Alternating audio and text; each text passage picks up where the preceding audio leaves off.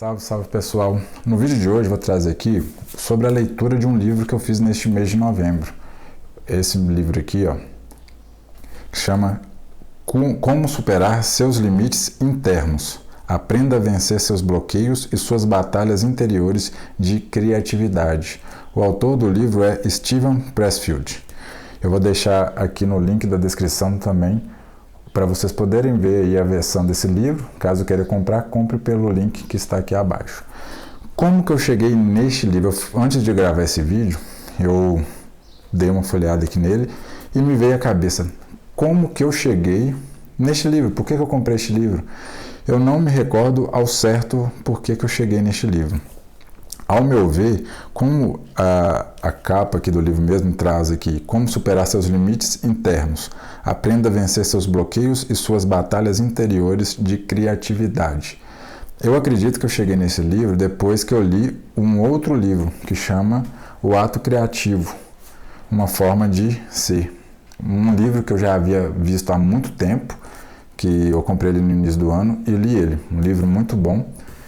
Acredito que eu já fiz algum conteúdo sobre ele. O ponto é, esse livro aqui me chamou a atenção quando eu o comprei, provavelmente foi em razão de que ele traz aqui como que eu vou conseguir ser mais criativo, justamente trazendo aqui no título, como vencer esses bloqueios da criatividade. E quando fala aqui em criatividade, o que isso importa para mim? E pode importar para você também. Quando a gente está trabalhando, muito do nosso trabalho também demanda um nível de criatividade, justamente para entregar coisas melhores para o nosso público, para aquelas pessoas que confiam na gente. Entregar sempre do mesmo é algo que faz com que vire o quê? Um marasmo, perca a graça, você o quê? Não evolui, você não melhora, não está ali disposto a melhorar. Justamente aquela ideia que eu sempre trago do go on more, de melhorar sempre, sempre entregar um pouquinho mais. E esse sempre melhorar um pouquinho mais vai vir muito do seu nível de criatividade. Eu percebi muito disso. Eu, como trabalho trazendo conteúdo aqui para vocês em forma de vídeo, em forma de textos, tem as minhas cartas semanais, tem as publicações no Instagram e tudo mais, eu tenho que ter um certo nível de criatividade. E justamente pensando em manter e melhorar esses níveis de criatividade, foi o ponto que provavelmente eu cheguei neste livro aqui. E ele me surpreendeu muito porque não é somente sobre a parte de criatividade em si, mas na forma como a gente leva o trabalho. Então, se você tem aí algum trabalho que você faz aí, provavelmente tem, ou pelo menos está aí em tempos de estudos, este livro aqui vai te servir muito bem para você realmente entender como superar essas adversidades que vão aparecendo aí ao longo dos seus dias a dia. Então vem aqui comigo para o vídeo de hoje que eu li este livro e vou trazer tudo que você precisa saber. Inclusive, já deixa o seu curtir aqui, clica no botão aqui para dar o like, compartilha esse vídeo com outras pessoas e também se inscreva no canal caso vocês não sejam ainda inscritos. E este livro aqui, eu estou fazendo esse conteúdo aqui para vocês justamente porque eu fiz um desafio no qual ali era o quê? Eu vou pegar um livro que eu li e trazer ele em forma de conteúdo aqui para vocês. Esse formato aqui de conteúdo. Então, vocês aí ao final do vídeo me falam o que vocês... Se vocês gostaram desse tipo de formato de vídeo, se isso ajudou vocês de alguma forma. É claro que este livro aqui provavelmente não é um livro que vocês tenham visto por aí.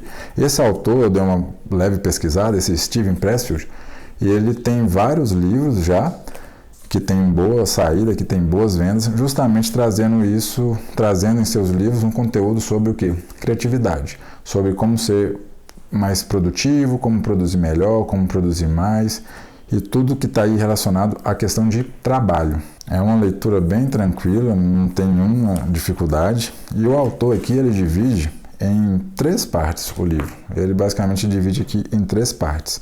E a primeira parte, ele traz aqui para nós, eu fiz algumas marcações aqui ao longo do livro, justamente porque eu fiz essa leitura já marcando aqui as partes mais importantes que tem no livro.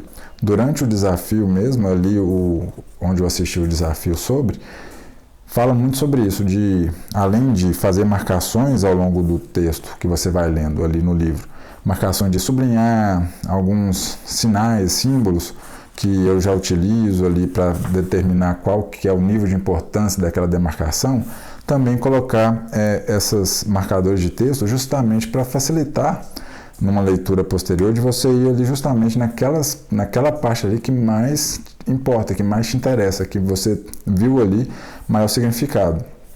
E aqui na primeira parte do livro, o autor já traz a resistência. Ele traz aqui a resistência, definindo o que é, quem é o inimigo comum. Quando a gente está diante do nosso trabalho, do nosso dia a dia, tem um inimigo comum, tem aquilo ali que sempre está pesando no nosso pé, puxando o nosso pé, fazendo com que a gente não avance, não progrida naquilo que a gente tem que fazer. E justamente ele traz aqui, nessa primeira parte que eu marquei, é o seguinte: a resistência parece vir de fora de nós, mas na verdade ela vem de dentro de nós. Ela é autogerada, é autoperpetuada. A resistência é o inimigo interno. O autor traz isso aqui. Qual que é o nosso maior inimigo? É a resistência. E ela vem de dentro de nós. Nós mesmos estamos gerando ela e nós mesmos estamos o quê? Fazendo com que ela se perpetue ao longo da nossa vida. Mas quem será mesmo que essa resistência? A gente agora entende que o nosso inimigo comum é essa resistência. Mas o que é essa resistência? E ele vai trazer isso aqui muito nessa primeira parte do livro. E ele coloca bem aqui, olha para vocês verem. O medo nunca vai embora. O guerreiro e o artista obedecem ao mesmo código exigente, segundo o qual a batalha deve ser travada de novo todos os dias. Quando eu li isso aqui, me veio bem à mente que todo dia é um dia novo para a gente fazer o que precisa ser feito. Todo dia a gente está ali diante de situações no nosso dia a dia que a gente vai sentir uma certa resistência para fazer o que precisa ser feito. Por exemplo, vir gravar este vídeo aqui para vocês. Eu tenho um dia na semana no qual eu gravo os meus vídeos que vêm aqui para o YouTube. Eu tenho um dia para fazer isso, que normalmente eu faço sempre às quartas-feiras. E eu já percebi, por mais que eu goste de vir aqui e trazer para vocês, apesar de ter todo um arcabouço no qual que eu tenho que manejar na parte técnica de imagem, de iluminação, de áudio, tudo para deixar ali o melhor possível para vocês, e às vezes isso eu não consigo fazer isso nessa parte técnica. Tem a parte depois de poder editar tudo bonitinho, para deixar na melhor imagem, melhor som. Tudo isso demanda esforço, demanda vir aqui e tal, gravar. E eu já percebi que todas as vezes, por mais que eu goste de fazer isso, eu começo a querer o quê? Postergar um pouquinho, sempre acho uma coisinha ali para fazer antes de sentar e gravar, antes de começar a fazer toda a preparação. Então, talvez você perceba isso na sua vida. De muitas coisas que aquilo ali você precisa fazer, você sempre acha alguma coisa ali para poder fazer antes. Sempre o quê? Querendo postergar aquilo. A nossa mente já trabalha muito dessa maneira. A gente vai achando coisas para fazer. É uma pia que está suja, não sei o que tem que arrumar, para deixar de fazer aquilo ali que precisa ser feito mesmo, que é aquilo ali que você se programou para fazer. As outras coisas que também precisam ser feitas, elas têm um outro momento para serem feitas, mas ali devido à situação, a gente fica buscando elas para ir empurrando com a barriga aquilo ali que você se programou para fazer naquele dia. Por exemplo, a questão de treinamento, de se alimentar melhor. Treino, de ir para a academia treinar, de ir ali correr. Hoje cedo acordei para ir lá correr. É muito fácil a gente sempre achar alguma coisa para inserir aí e deixar de fazer um treinamento que você se comprometeu que iria fazer. Aquela academia que você comprometeu que ia fazer tantas vezes por semana que ia fazer hoje.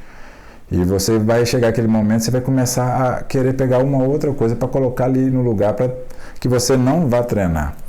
Então, quando a gente está ali treinando, quando você está ali fazendo um exercício, é todo dia você está fazendo um próprio fortalecimento da sua mentalidade de que você está fazendo o que precisa ser feito. No seu trabalho ali, na sua alimentação correta, coerente, todo dia, cada vez que você está fazendo aquela alimentação coerente, se se ache grato por aquilo, se valorize por estar fazendo aquilo que precisa ser feito. Isso vai te dando mais arcabouço, mais satisfação, mais bem-estar.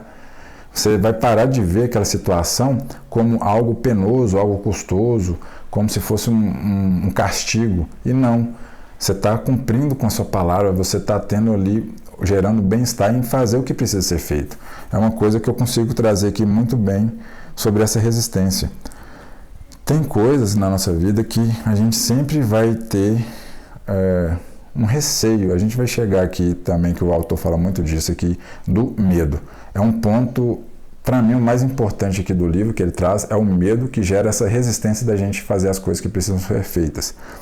Mas, exemplo, a leitura, quando você está ali fazendo um exercício pesado, por exemplo, um supino com mais de 100 quilos, um agachamento com mais de 100 quilos, 120 quilos, ali, querendo ou não, você se coloca à prova do quanto que o seu corpo é capaz de executar aquilo ali. E todas as vezes que você executa, você tem que se gratificar por isso, porque você está a ponto suficiente de ter conseguido fazer o que você se programou para fazer. Seu corpo está respondendo de uma maneira boa. Você está conseguindo emagrecer ali uma semana, ótimo. Vá se glorificando, mas nunca se perca nesse caminho de achar que esse caminho vai acabar amanhã, daqui a uma semana, não. Mas vai o quê? Sempre se gratificando de fazer bem feito aquilo ali que você se propôs a fazer. Eu achei bem interessante essa parte aqui. E o título dessa parte chama A Resistência Nunca Dorme. É justamente isso. A gente sempre vai viver e conviver com essa resistência. Não é porque eu tenho 15 anos que eu treino que eu não vou ter preguiça de fazer um treino. Por mais que eu goste, por mais que eu me sinta muito bem em treinar, por exemplo, em comer bem, por exemplo, se um dia ali eu não vou treinar por alguma razão, não em relação por algum compromisso urgente que apareceu, né? Mas porque hoje bateu cansaço e não vou treinar hoje. Amanhã, mesmo havendo aí mais de 15 anos que eu treino de forma recorrente, amanhã eu não vou querer treinar. A vontade de não ir treinar vai ser muito maior, justamente porque no dia anterior eu não fui treinar. Então, aquele momento que hoje eu vou chutar o balde, vou comer porcaria e tudo mais. No outro dia, a tendência é querer continuar comendo bobagens, se aceitar ali em comer mais bobagens. Porque essa resistência que está dentro de nós, que a gente vai alimentando ela nunca dorme, ela vai estar sempre com a gente. Isso aí é fato.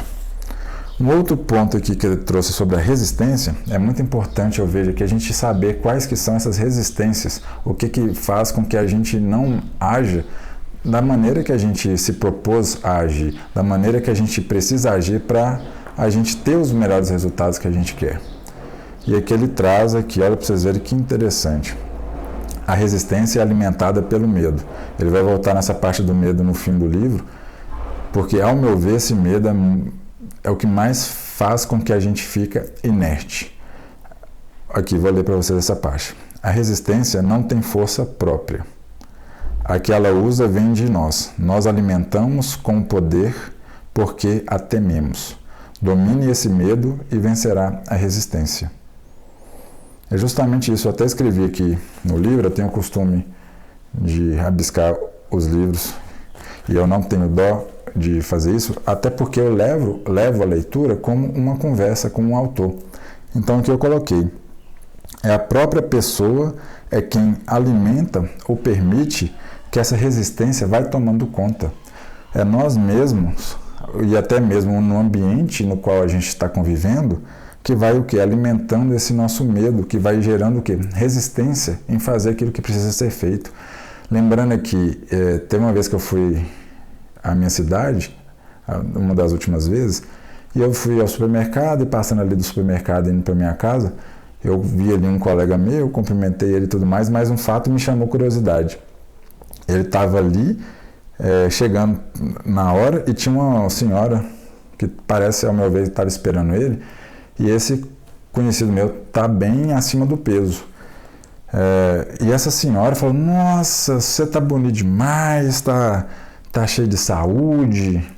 E eu fiquei pensativo sobre isso, como que as pessoas, elas ainda têm determinadas sociedades ali, âmbitos, não sei como que eu posso dizer isso, mas pessoas que vão considerar que a obesidade significa saúde.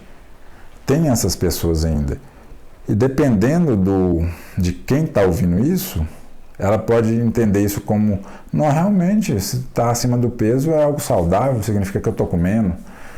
E não tem muito bem a ver uma coisa com outra. Até porque a gente vê em várias aí, sociedades nas quais as pessoas têm acesso a alimentos, elas comem bastante, acabam tendo que obesidade, só que a qualidade de vida não é boa. Enfim, trazendo aqui esse ambiente, a gente tem que tomar cuidado com quem que a gente ouve, com o que a gente está aceitando nesses aspectos.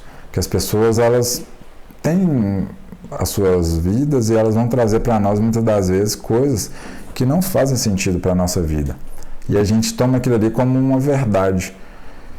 Começa a perguntar por que das coisas. Ah, tá achando eu saudável? Por quê? É porque eu tô comendo muito? Eu passei por isso. Quando eu estava ali mais gordo no início, vamos dizer assim, da minha obesidade, muitas das vezes eu ouvi que era normal, que eu estava crescendo, que era saudável comer bastante, sei lá o que passa ali na cabeça das pessoas. Mas chegou um ponto que o peso só aumentava, a idade avançava e as consequências iam piorando. E aí que começou a ter um leve, não muito, mas uma leve preocupação. Mas no fim de tudo, eu até trouxe aqui, escrito aqui nessa parte do livro, questão do medo. O que eu preciso fazer para enfrentar esse medo? O que eu preciso fazer para dominar esse medo? Porque o medo é uma resistência. O primeiro ponto que eu trouxe aqui para a gente conseguir dominar o medo é entendê-lo. O que ele causa? Como que esse medo me afeta? Você primeiro tem que entender como que esse medo ele está te afetando. Como que essa resistência ela está te afetando. Por que está acontecendo isso? O que ela está te causando? Quando você pensa em emagrecer, quando você pensa em perder peso, você sente um certo medo? Qual que é esse medo? O que você vem aí na sua cabeça? Porque tem alguma coisa que, se você não emagreceu até hoje, por vários motivos ali, provavelmente tem uma resistência que é alguma coisa relacionada ao medo de mudança, ao medo de transformação, ao medo de ficar feio porque vai emagrecer demais, ao medo das pessoas não te verem da mesma maneira, do medo de ter que rejeitar uma pizza, um bolo junto de outras pessoas e as pessoas falarem mal. Normalmente está associado a algum medo. Qual que são esses medos? Talvez são mais medos que estão aí te afetando. Entenda como eles te afetam, é o primeiro ponto. O segundo é saber como reagir. Ah, esse medo está me afetando dessa maneira, a causa é isso. Como é que eu reajo diante disso? Se eu vou numa festa e a pessoa me oferece uma comida ali, eu tenho medo da pessoa me achar inconveniente, como que eu posso reagir? Eu tenho usado muito, ultimamente, quando eu não quero alguma coisa, eu falo, não, obrigado, eu sou intolerante à lactose, eu passo mal. Isso aí me dá azia. Isso aqui tem glúten, eu estou fazendo restrição de glúten. Você rejeita colocando a culpa em alguma outra coisa e isso, querendo ou não, tira um pouco do peso de você rejeitar aquilo. Você ali, principalmente se tivesse receio, pode usar essa estratégia. Então, a segunda coisa é saber como reagir diante desse medo. O que você pode fazer para reagir da melhor maneira possível. E o terceiro passo, que eu anotei aqui, é do que e de quanto tempo eu preciso. Do que eu vou precisar para conseguir lidar bem com esse medo? Do que eu vou precisar? Vou precisar de um acompanhamento? Vou precisar de ir à musculação? Vou precisar de frequentar não sei o quê? Primeiro, você tem que seguir essa ordem dos 2 passos e chegar aí. Do que eu preciso? e também saber de quanto tempo que eu preciso disso. Não é da noite para o dia que as coisas mudam. Se você quer mudar os seus hábitos, não vai ser da noite para o dia que você vai conseguir isso. Tem um tempo hábil ali para que comece a ter o quê? Mais inserido na sua vida aquele hábito, para que ele seja bem construído na sua rotina. Então, tem essa percepção que muitas das vezes a gente tem que querer melhorar, tem que querer coisas boas, mas a gente subestima demais, acha que vai ser rápido demais, sendo que, na verdade, as coisas demandam um tempo. Então, quando a gente tem bem definido quanto tempo que é o esperado para aquilo ali, a gente fica mais seguro de que está no caminho certo e de que aquele caminho está te levando para o lugar certo, que o resultado vai chegar. Você só precisa continuar fazendo aquilo ali, continuar repetindo e manter o quê? Esperar naquele tempo ele chegue. Porque tudo depende de um tempo para que as coisas sejam conquistadas. Passando aqui para uma outra parte que o autor traz, eu gostei bastante dessa parte, tem várias marcações aqui, e ele já começa aqui nessa parte aqui do livro falando o seguinte: você ingere regularmente substâncias, controladas ou não, cujo objetivo é o alívio da depressão, da ansiedade. Vou lhe contar uma história. Ele vem conta uma história aqui e traz aqui para nós: transtorno de déficit de atenção, distúrbios emocionais, transtorno de ansiedade. Essas não são doenças, são jogadas de marketing. Não são os médicos que as descobrem, mas sim os publicitários, os departamentos de marketing e as empresas farmacêuticas. A depressão e a ansiedade podem ser reais, todavia também podem ser resistência. É um termo, uma parte que, ao meu ver, é complexa, mas tem muito de verdade aqui. Eu vejo muito disso. E é muito fácil a gente ver isso na gente, não ficar colocando nos outros, mas na gente. E como que a gente fica sempre procurando usar algo para trazer alívio momentâneo. Isso é muito na questão de que assistir algo que vai nos divertir, para nos livrar ali de algo que a gente precisa fazer, de uma obrigação. Como se aquela obrigação fosse deixar de existir se eu for ali assistir um episódio de série. Não vai. Você só está perdendo mais tempo e jogando mais ansiedade naquilo que você precisa ser feito. Então a gente está sempre o quê? Procurando alguma substância para trazer alívio para a gente. E muitas das vezes, por mais que, como ele fala aqui, depressão e ansiedade podem ser reais, todavia também podem servir como resistência. Então perceba que muitas das vezes a gente tende a colocar a culpa em ansiedade. Eu faço isso porque sou ansioso. Eu faço isso porque tenho depressão. Beleza, igual aqui fala. E não sou eu que estou falando. Está aqui no livro. A depressão e a ansiedade podem ser reais, todavia também podem servir como resistência. Por mais que elas existam, não fique colocando culpa nelas. Porque é uma resistência ali, um embate que está impedindo você fazer o que precisa ser feito, de você procurar melhorar, de você procurar melhorar aquele 1% a cada dia. Não fique colocando a escusa, a culpa nessas resistências.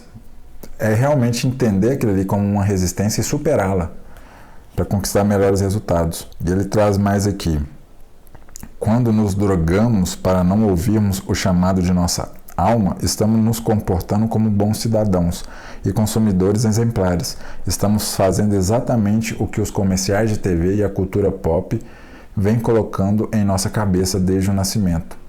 Em vez de recorrer a autoconhecimento, à autodisciplina, ao trabalho duro e ao adiamento da gratificação, simplesmente consumimos o produto.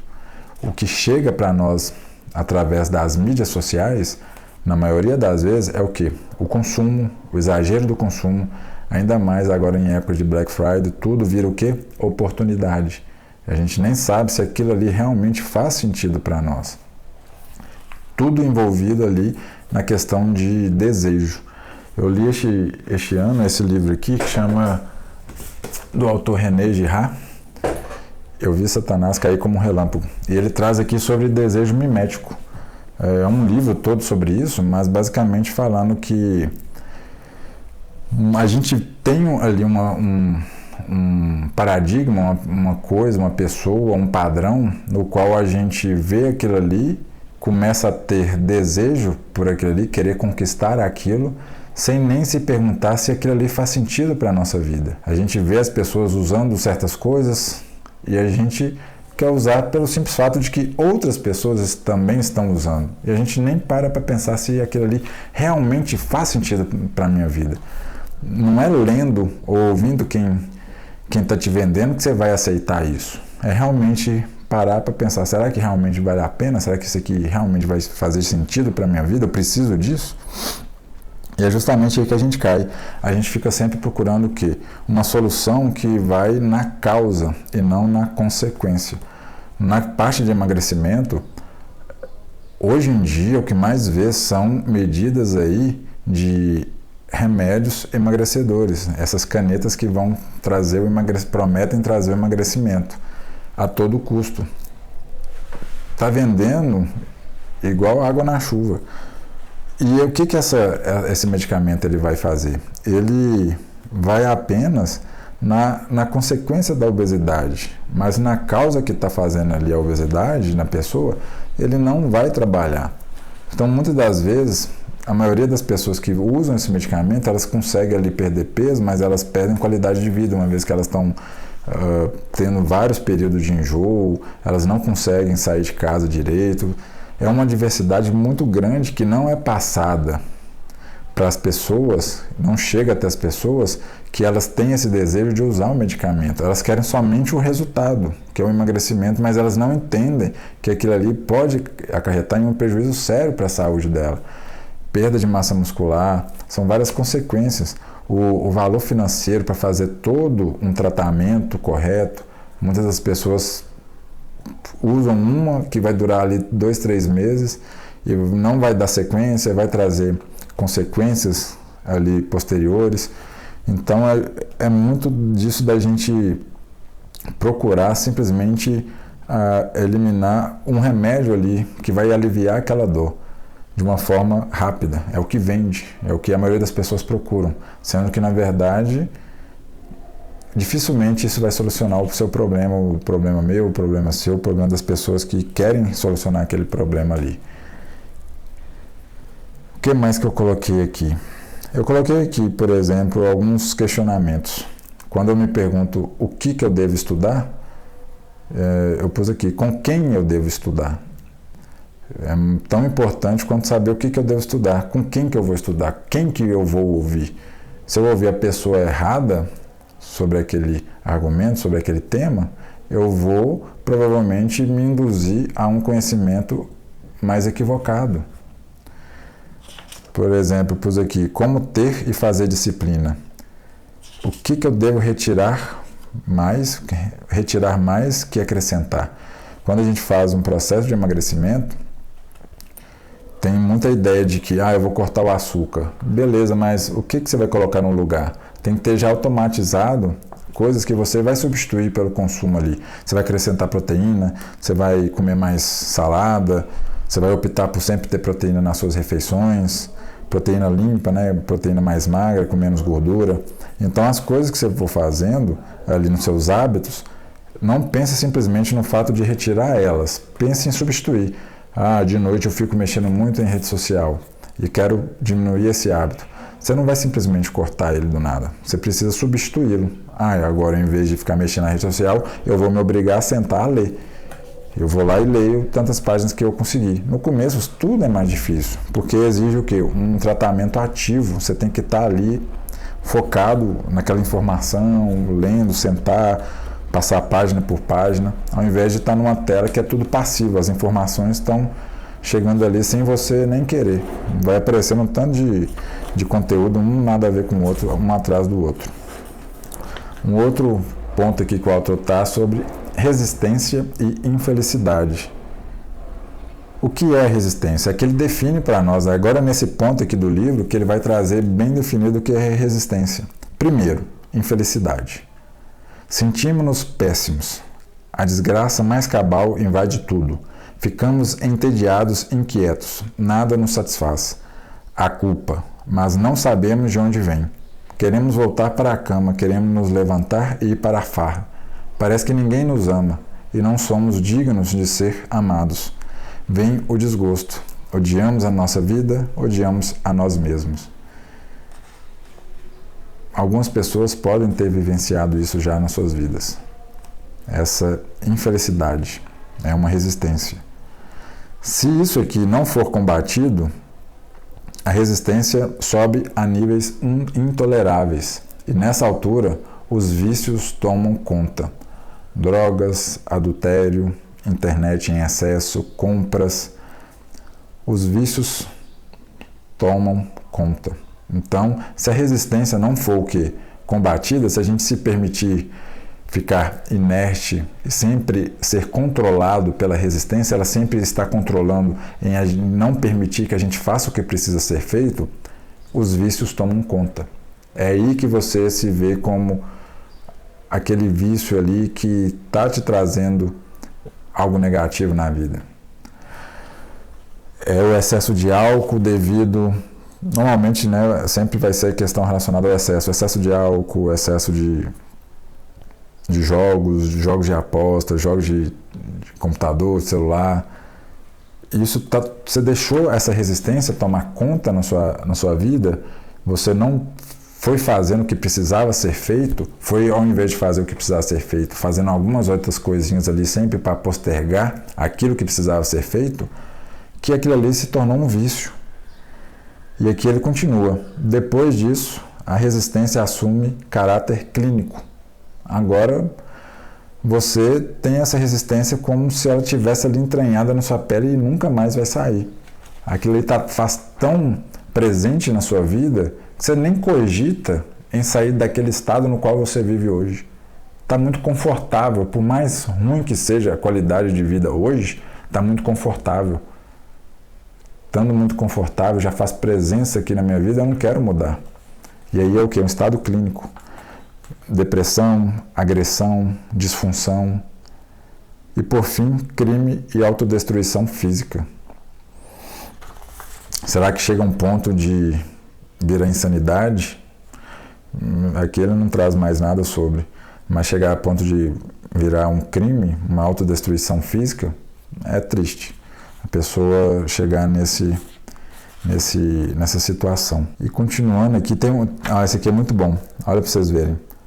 Como artistas e profissionais, é nosso dever encenar nossa própria revolução interna, melhorar esse autocontrole.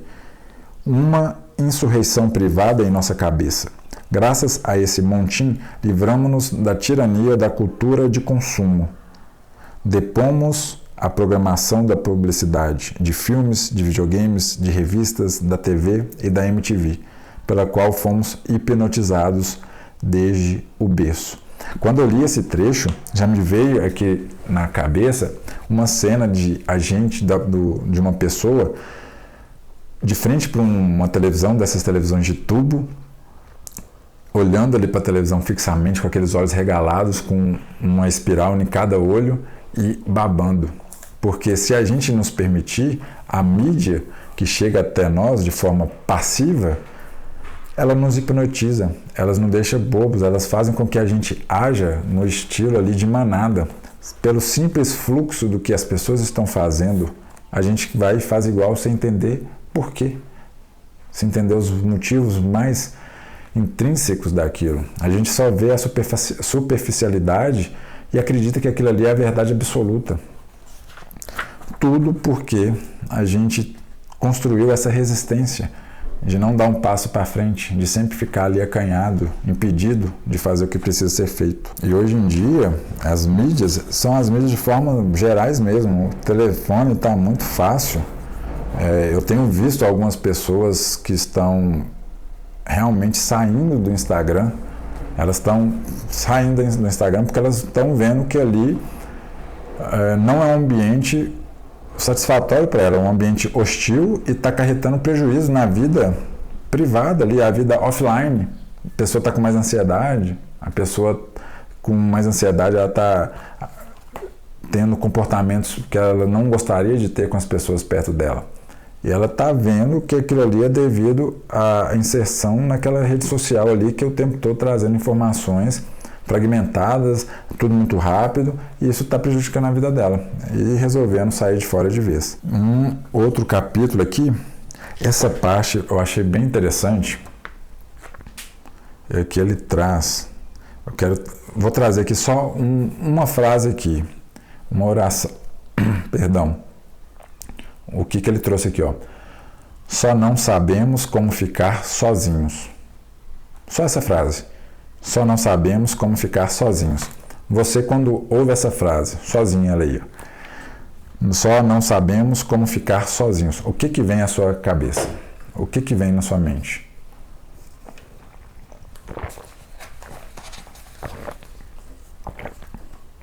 Porque quando eu vi isso aqui, o que vem na minha mente é justamente o ponto de nós não sabemos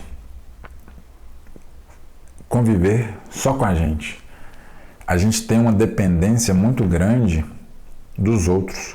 E aqui eu falo uma dependência emocional, porque dependência de fazer as coisas, obviamente que a gente precisa das outras pessoas, isso aí é mais do que coerente. Pessoas precisam de pessoas. Mas o que eu trago aqui é na parte emocional. A gente tende a criar uma dependência emocional de precisar, de necessitar da aprovação das outras pessoas, de precisar estar o tempo todo com alguém. Essa necessidade de pertencimento, eu preciso pertencer àquela marca ali de roupa, eu preciso ter aquilo ali para pertencer àquela marca, eu preciso ter o último celular do momento, eu preciso ter o que quer que seja. É muito pertencimento. Eu preciso ir em tal lugar instagramável para tirar foto, porque é o quê? O desejo, o pertencimento. Eu quero me parecer ali igual às outras pessoas que eu valorizo. Só estou trazendo o que acontece. Eu vejo muito dessa forma. E isso vai moldando o nosso comportamento. Passando aqui para outra parte, essa parte eu achei muito boa, que traz aqui profissionais e amadores. Ele faz uma distinção aqui, e aqui ele já está no fim já da primeira parte. São 3 partes do livro, aqui já está no fim da primeira parte, que consome a maior parte do livro, justamente trazendo e evidenciando quais são essas resistências que impedem a gente agir, impedem a gente de agir como deve agir, impedem a gente de ser criativo. E ele traz aqui trazendo o que um amador faz e o que um profissional faz. O amador trabalha por diversão, o profissional trabalha para ganhar a vida. O amador trabalha como hobby, o trabalho é um hobby, para o profissional uma vocação. O amador trabalha meio expediente, o profissional trabalha período integral, o tempo todo trabalhando. O amador é guerreiro de fim de semana, o profissional guerreia 7 dias por semana. E eu entendo muito bem disso. De como que a gente está ali, quem se age como profissional, que é o melhor para si e para as pessoas que estão próximas da gente, de como é até difícil de evitar ali em certos momentos, deixar um pouco ali do trabalho de lado, porque é fundamental deixar o trabalho um pouco de lado, porque se você está o tempo todo trabalhando, você está deixando de lado outras coisas que são tão importantes quanto, como saúde, como família. Eu gosto muito de trazer uma ordem de importância, que é saúde, família e trabalho. Se você não tiver saúde, você não consegue ter um bom convívio da sua família, você não consegue trazer ali para sua família aspectos positivos, segurança e tudo mais. Se você não tiver saúde, seu trabalho não rende. Você não vai ganhar tanto quanto poderia. Com saúde, você consegue ter ali uma família melhor, um trabalho melhor. Com a sua família melhor, bem estruturada, você bem, sua família bem, o seu trabalho também rende melhor, porque sua cabeça está ali em paz. E, consequentemente, tendo tudo isso no trabalho melhor, mais produtivo, rendendo para você mais, ele vem alinhado ali, acarretando em família melhor e saúde melhor. E ao longo do livro, eu até notei que, à medida que ele foi passando aqui as coisas no livro, me surgiu muita palavra profissional, a qual tem feito a qual tenho feito diante do contexto, fazendo-me sentir-me um profissional, o qual está no caminho certo. Ao ler isso aqui, eu fui mostrando os pontos de o que é ser profissional, eu falei, não, eu estou fazendo o que precisa ser feito aqui quanto à questão de ser profissional. E isso me trouxe o pensamento também de eu ficar e ser mais ativo e presente com o quê? Com os meus clientes, com os meus alunos, de estar o tempo todo ali o quê?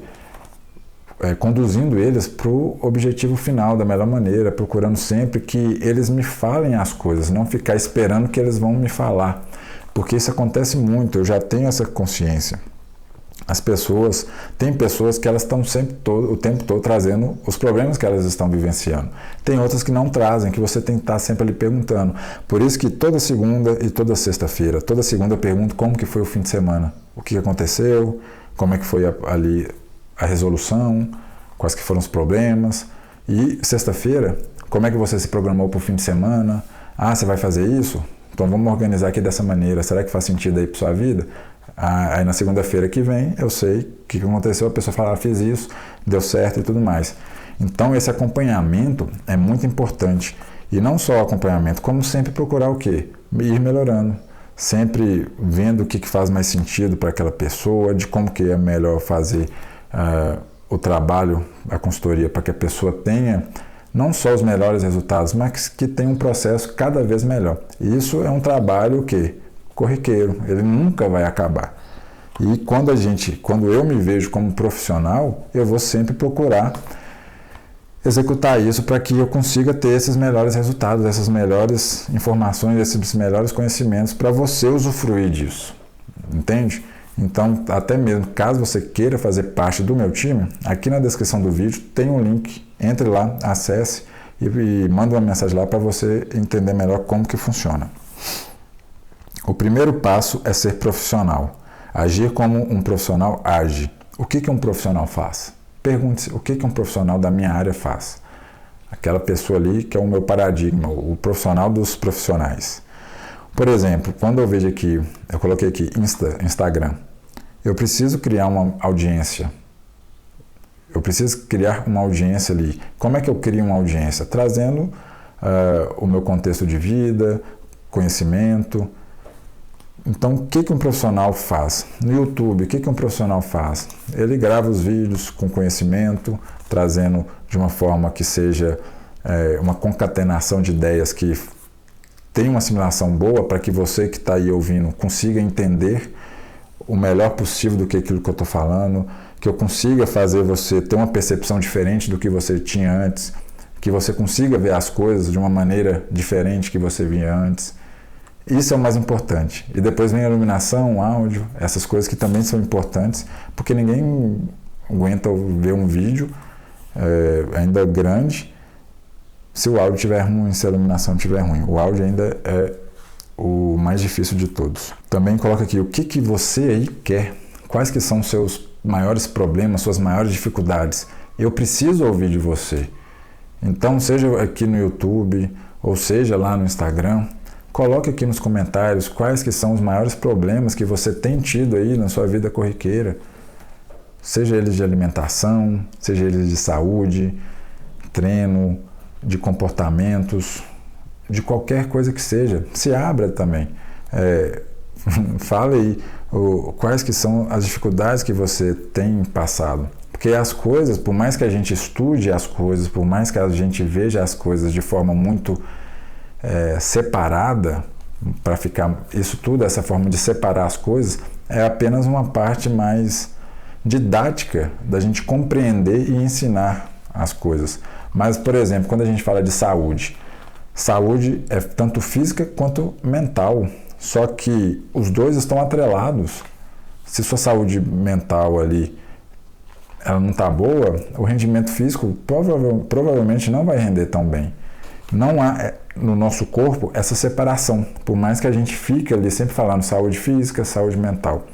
Então, muitas das vezes a gente está com algum problema, alguma dificuldade, e isso vai reverberar na nossa saúde ali, em como a gente não está conseguindo se alimentar melhor, de como a gente está furando a dieta. Então, deixa aqui nos comentários e vamos ver quais que são os maiores problemas, as maiores dificuldades que vocês têm tido aí, tá bom?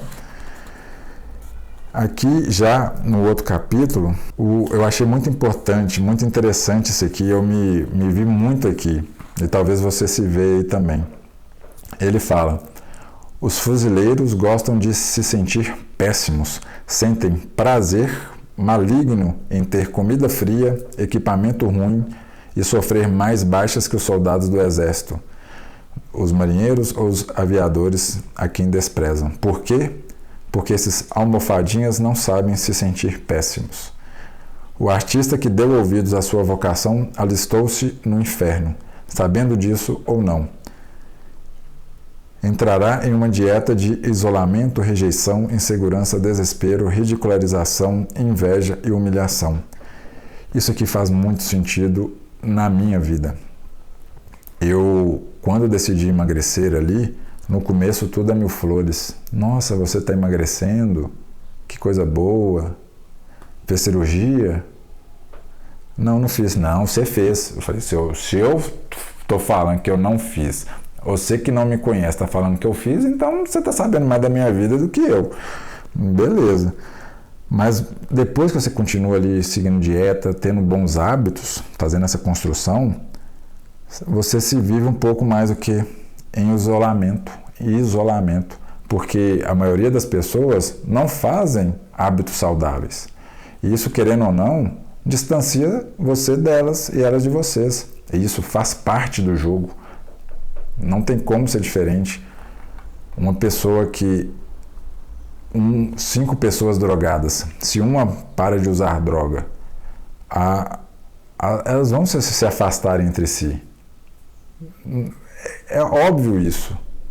É bom que isso aconteça. Não é ruim. Entende? Rejeição. Olha lá, traz marmita de casa. Insegurança. Aí eu ali, será que as pessoas realmente não gostam de mim? A gente vai o quê? Alimentando a resistência, vai tendo medo. Começa a ter perguntas ali onde não cabiam, mas é natural de vir até a nossa cabeça. Só que há como essas perguntas chegarem em você saber lidar com elas, e há como elas chegarem em você se entregar a essa resistência. Outra coisa aqui também, ridicularização. Olha lá, não vai comer a coxinha porque está achando que é fitness, agora é todo fitness. Inveja, já passa um ponto que você já tem um corpo bacana, já consegue controlar a sua boca, controlar a sua vida, e aquela pessoa ali, ela está vivendo ali uma vida péssima, ela finge que vive uma coisa boa, mas ela sabe que a vida dela é uma merda.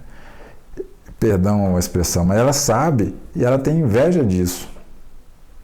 E a humilhação. Muitas das vezes essas pessoas vão querer te humilhar frente a outras pessoas ali. Realmente, humilhação na frente de um público. Elas vão falar tanto mal de você pelas costas, mas na primeira oportunidade ali no público, elas vão querer te humilhar. Pelo simples fato de você estar simplesmente vivendo sua vida, trazendo qualidade para ela.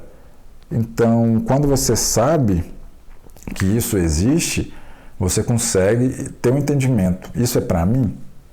Eu quero enfrentar isso? Ao meu ver, faz muito mais sentido passar por isso, mesmo que seja algo breve, ter um entendimento disso aqui e ter uma qualidade de vida muito melhor. Você vai deixar de fazer o que precisa ser feito por causa dos outros que não agregam em nada na sua vida? Não faz sentido. E a gente vai aprendendo, construindo isso na nossa cabeça. Mas o ponto é, você sabe suportar isso? Você aguenta isso? Com o tempo, você vai conseguindo suportar cada vez melhor. Você vai conseguindo aguentar cada vez melhor. Uma parte aqui que eu acho interessante é, para mim, eu como o que precisa ser comida ali na minha dieta e pronto. Se eu precisar comer comida fria, eu vou comer. É óbvio que comer a comida quente é mais prazeroso, mas eu não vou morrer por causa de comer ali alguns dias comida fria. Eu não vou morrer ali se eu precisar comer algo que eu preciso comer. É muito óbvio isso. Eu vejo dessa maneira. Então, essa parte de sentir prazer em passar por perrengue, vamos dizer assim, faz parte também do processo. Nossa, meu carro estragou, vou ter que ir a pé. Ótimo, vou caminhar mais. Você começa a ver as coisas com um olhar diferente. Nossa, eu vou ter que comer comida gelada, ao invés de pensar que péssimo, não sei o quê, hoje eu vou fazer o que precisa ser feito, eu vou sentir prazer naquilo ali também. É parar de ver só o aspecto ruim das coisas e ver o que você pode tirar de melhor proveito daquela situação. Justamente tem que gostar de se sentir péssimo. No treino de musculação tem muito disso. Você está ali fazendo um exercício físico que está doendo. Você está ali correndo, o seu pulmão tá faltando ar. É uma dor física ali momentânea que você está sentindo. E como raios d'água, a gente sente prazer nisso. Quem está de fora não vai entender. Quem está de fora vai achar ruim mesmo, até mesmo porque ela nunca se permitiu vivenciar isso. Agora, quem está dentro não larga o osso de tipo nenhum, porque sabe os benefícios que isso acarreta na vida dela, sabe como que isso vai melhorar a vida dela.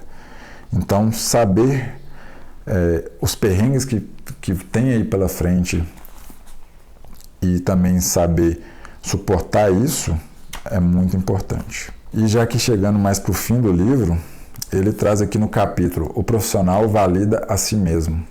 Opiniões negativas dos outros abala a confiança. Então tome cuidado, né, com o que você tem ouvido.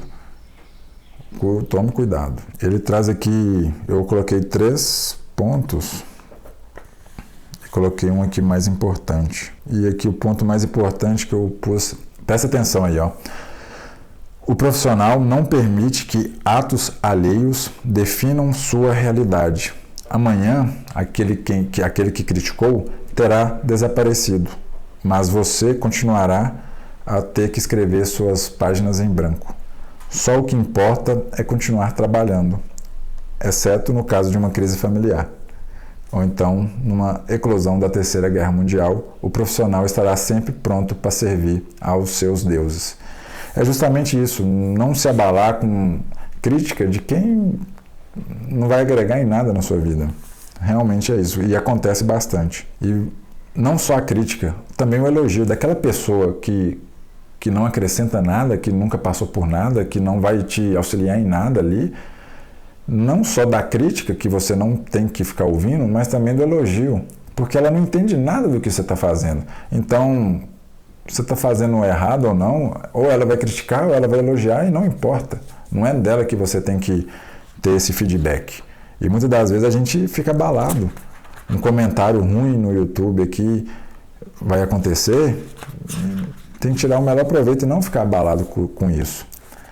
E uma parte aqui que eu achei muito curiosa que o autor trouxe, e eu vou trazer aqui para vocês com cuidado. É uma parte que eu achei curiosa, eu achei diferente isso aqui, vou trazer para vocês com cuidado. E ele falou que aqui tem uma fundação que ela combate ao câncer.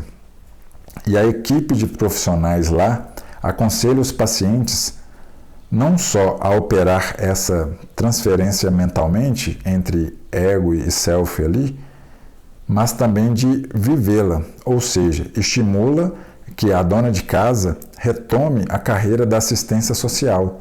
Aquela pessoa ali que teve o diagnóstico de câncer, ela retome a sua carreira ali de assistência social, que ela não se entregue para a doença, que o empresário volte a tocar violino, para que ele não se abale demais a ponto de não fazer aquilo que está tão presente na vida dele. Que o veterano de guerra escreva seu romance, que não desista da vida, que não vá lá se embriagar no bar toda noite, mas que ele vai viver a vida da melhor maneira que ele gostaria de viver. Como por milagre, o câncer entra em remissão, as pessoas se recuperam. Será possível, perguntava Tom Laughlin, que a própria doença evolua como consequência de ações realizadas ou não em nossa vida? Será que a nossa vida não vivida se vinga de nós sobre a forma de câncer? Eu estou longe, nem quero ter resposta para isso. Mas eu achei, no mínimo, curioso isso e eu fiquei reflexivo. Será que isso aqui tem a ver? Não sei. Mas eu vi isso aqui e está na minha cabeça agora. E realmente são perguntas que não precisam ter respostas. São perguntas que ficam ali e a gente vai crescer, evoluir como pessoa e ter melhores entendimentos sobre os aspectos da vida, mas às vezes a gente não chega numa conclusão porque simplesmente não tem uma resposta ali, uma conclusão para aquilo. E o ponto alto aqui do livro, na primeira parte do livro ele traz como a resistência acontece, como ela ocorre e onde ela está, como eu mostrei aqui. E na segunda parte ele traz como enfrentar e vencer a resistência. E aqui na terceira parte ele traz aspectos ali que vão trazer esperanças que você nasceu para fazer o que você precisa fazer aí. Que você ter mais consciência de que você vai conseguir ter êxito na sua vida profissional, na sua vida, aí, naquilo que você resolveu que vai fazer, que você consegue isso. E aqui ele traz que, ao meu ver, a resistência maior de todas, a resistência, ela vai crescendo tanto na gente e o maior perigo de todos é o medo. O medo é o nosso medo que a gente tem de ouvir o nosso coração, o medo de falência, medo da pobreza, medo da insolvência, medo de não ir longe quando tentamos fazer as coisas à nossa maneira e de ter que recuar, rastejando ao ponto de partida, medo de ser egoístas, medo de ser má esposa ou marido desleal, medo de não conseguir sustentar a família ou de sacrificar os sonhos dela pelo nosso. E veja que cada vez que a gente vai passando, avançando na nossa vida, a gente vai desbloqueando novos medos.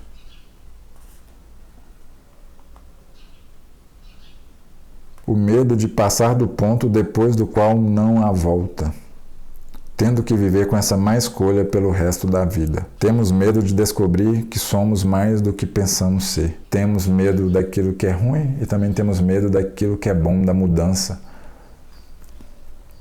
Quando eu saí de casa com 16 anos, fui para uma cidade. Depois de me formar, fui para uma outra cidade. Devido a uma doença de família, eu voltei para minha cidade natal e hoje estou em outra cidade. Todas as vezes que eu mudei de cidade, por mais óbvio que era melhor para mim, eu tive medo. O medo, ele está com nós o tempo todo. Não tem como fugir do medo. O medo vai estar ali. Mas o que a gente faz ou deixa de fazer diante dele, que é o porém. O que causa medo? Eu pus essa pergunta aqui quando eu estava... Porque o medo, ele está aqui, é inerte, isso já está... Agora você já tem esse entendimento de que o medo, ele faz presente na sua vida de todas as fases de vida que você for fazer. Você vai sentir medo. E seja para as coisas ruins, seja para as coisas boas. O medo de fazer uma nova dieta. Aquilo que eu falei, será que vai dar certo? O que eu preciso? Será que as pessoas vão me ver da mesma maneira? São vários medos que a gente tem. Colocar isso no papel é muito importante porque a gente tem um entendimento. Mas o que causa medo? O meu primeiro ponto de vista aqui, o que causa medo é ter incerteza. Porque a incerteza ali, você não sabe se aquilo ali, como a palavra fala, vai dar certo. Então isso te gera uma certa angústia. Você fica ali pensativo. Será que vai dar certo? Eu não tenho certeza se vai dar certo. E isso tudo vai te gerar o quê? Insegurança. Quando a gente está se sentindo inseguro, a gente tem medo. Quando a gente se sente seguro, esse medo se afasta. Você, homem, quantas das vezes sua mulher virou para você, mesmo diante de uma situação que poderia acarretar em medo, ela falou, eu não tive medo, porque eu estava segura do seu lado, eu tinha segurança em você. Então, o medo é a questão de incerteza que gera insegurança. Em 2000, quando eu trago aqui para você sobre o meu emagrecimento, em 2010, quando eu me mudei para a primeira cidade, né? Eu estava ali pesando 107 quilos, nível de obesidade já alto, e eu não tinha nenhuma perspectiva de mudar o meu peso, de começar a emagrecer, nem nada. Quando eu fui desafiado ali pelo meu amigo, pelo Caio, que ele falou, vamos emagrecer? Vamos. naquele momento eu tinha certeza. Eu tinha certeza do que eu queria, eu tinha certeza de que eu conseguiria. E por que eu tinha certeza de que eu conseguiria? Porque eu não mais estava ali inseguro, eu tive segurança de fazer o que precisava ser feito. Eu sabia o que precisava ser feito. E a partir do momento que eu sabia o que precisava ser feito, eu me vi como uma pessoa já mudada. Estava logo ali aquele Luiz na versão mais saudável. Eu sabia que eu tinha que comer proteína em todas as refeições, eu sabia que eu tinha que comer, naquela época eu tinha esse entendimento de comer de 3 em 3 horas, de beber mais água, de comer mais salada, cortar o açúcar. Eu sabia, era só fazer aquilo ali que iria dar certo. Eu tinha o quê? Certeza. Eu tinha segurança de que iria dar certo, eu tinha certeza que daria certo. E isso fez com que o meu processo funcionasse ali. É justamente isso, afastar. O medo ele vai existir, mas a gente deixa ele silenciado quando a gente tem o quê? Certeza e segurança. Eu percebi isso muito na minha vida. Até hoje, qualquer outra coisa relacionada a medo bate e volta nessa tecla. E para finalizar aqui a última parte da demarcação aqui do livro, e se você chegou aqui neste fim do vídeo, meus parabéns. Espero que tenha agregado bastante esse conteúdo desse livro. Se você gostou desse tipo de formato, deixa um comentário aqui, que eu quero trazer aqui livros que realmente vão melhorar a sua vida. Eu até aproveitei essa Black Friday. A única coisa que eu comprei nessa Black Friday foram livros. E eu comprei alguns livros sobre justamente a questão de peso, de emagrecer, de trazer mais saúde. Então, se vocês gostaram desse tipo de vídeo, deixa aqui o comentário para eu saber se eu faço sobre esses outros livros ou se eu não faço, tá bom? E aqui, para finalizar essa parte, o autor traz aqui como que o indivíduo ele não deve se definir seguindo uma hierarquia. E quando eu li essa parte aqui, eu lembrei muito de um curso que eu fiz na Universidade de Yale, que é o curso The Science of Well-Being, que é nada mais, nada menos do que um curso ali de Yale mostrando o bem-estar. Quando a gente fala sobre felicidade, é algo muito abstrato. Eu vou ser feliz. Batata frita me traz felicidade. Como que eu vou ser infeliz se eu não comer batata frita? Esse aspecto de felicidade, ele fica muito longe da gente, não é nada palpável, é muito abstrato. E esse curso, nessa universidade nos Estados Unidos de Yale, trouxe muito bem essa concretização de que felicidade a gente pode traduzir muito melhor se a gente denominá-la de bem-estar. O bem-estar que a gente sente em fazer ou deixar de fazer algo. E aqui o autor ele traz 4 pontos, e preste atenção aí. Compete com todos os outros na ordem, tentando se elevar à custa de quem está acima dele e defendendo-se de quem está abaixo. Aqui ele está trazendo um indivíduo que está se definindo de forma hierárquica, e esse não é uma forma ideal de se viver a vida que o autor traz aqui. Porque isso vai muito deixar com que a resistência tome conta e te impeça de produzir da melhor maneira possível. Então, se você é uma pessoa que compete contra todos os outros, tentando sempre se elevar, sempre se colocar acima, à custa de quem está ali, sempre pisando nos outros para alcançar lugares mais altos, e também sempre chutando para baixo quem está ali abaixo de você, ao invés de segurar na mão e ajudar todo mundo a subir junto, cuidado. Quem mede sua felicidade, seu sucesso e sua realização pelo lugar que ocupa na hierarquia. Eu só vou ser feliz se eu chegar em tal posição. Cuidado. Quem trata seus semelhantes pelo lugar que ocupam na hierarquia, sem levar em conta outros fatores. Uma coisa que eu aprendi lendo foi aquele livro Como Fazer Amigos e Influenciar Pessoas, em sempre chamar o garçom pelo nome. Todas as vezes que eu vou a algum restaurante, eu pergunto ali o garçom o nome. Todas as vezes que eu passo ali por alguém que é da limpeza, eu cumprimento. É uma coisa que eu aprendi. Essas coisas a gente não nasce sabendo, a gente aprende, coloca em prática e aprende. E isso me faz me sentir bem. E eu acho que eu nunca falei isso para ninguém. Mas ali a pessoa se sente importante. E tem algumas profissões que as pessoas nem olham para elas. E é muito fácil com que essas pessoas ali nessas profissões, elas se sentem menorizadas. E pelo simples fato de você perguntar o nome delas, de agradecer, elas vão ter um dia muito melhor, vão fazer um trabalho muito melhor. Isso agrega na vida das pessoas. E eu pensando aqui, eu fico satisfeito em poder agir dessa maneira. Então, não trate os outros pelo simples fato de hierarquia que elas estão.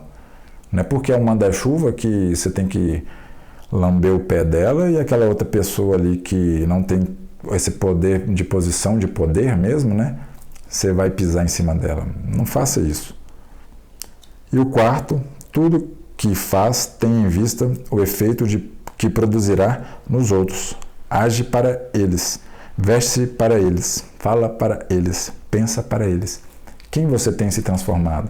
Você está simplesmente repetindo o que as outras pessoas estão fazendo, seguindo ali no efeito manada, agindo e desejando somente porque outras pessoas estão agindo e desejando naquele rumo, usando medicamentos, pelo simples fato das pessoas estarem usando medicamentos, sem ter o fiel entendimento se aquilo ali faz sentido para a sua vida, você realmente não está vivendo a sua vida, você está vivendo a vida de outro. Você está deixando seus sonhos, as suas conquistas de lado para viver a vida de outro. E uma coisa, um ponto aqui que eu aprendi com um amigo meu na época de faculdade de Direito, é que ali numa aula, conversando com esse amigo meu, ele trouxe para mim um ponto ali que eu guardo isso até hoje. Toda pessoa, ela tem algo para acrescentar na sua vida. Seja algo bom ou seja algo ruim. Ela tem algo para te ensinar. Então, tudo no mundo vai te ensinar alguma coisa. Vai ser algo bom ou algo ruim. Aquilo que você absorve de forma passiva tende a ser mais direcionado a algo ruim, a algo imediato, a algo que não constrói nada. Então, sempre trate as pessoas bem, todas as pessoas podem te servir de uma forma boa e ver as pessoas como realmente pessoas aliadas e não pelo simples fato de agir ali de forma, pelo simples fato dela estar num poder maior ou não, que você vai agir sobre elas. Esse foi o livro que eu li para você, Como Superar Seus Limites Internos.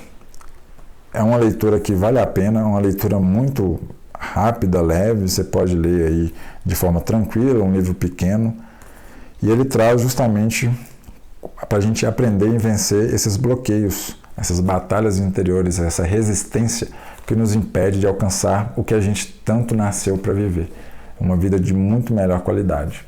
Então, se esse vídeo fez sentido, deixa aqui nos comentários o que você teve aí de pensamento, o que você conseguiu ver, o que trouxe aqui de novo, o que faz sentido, o que não faz sentido. Vamos falar sobre esse livro. Se você achar que convém trazer mais livros aqui nesse formato de vídeo, muito obrigado, beba sua água e no mais, de nada.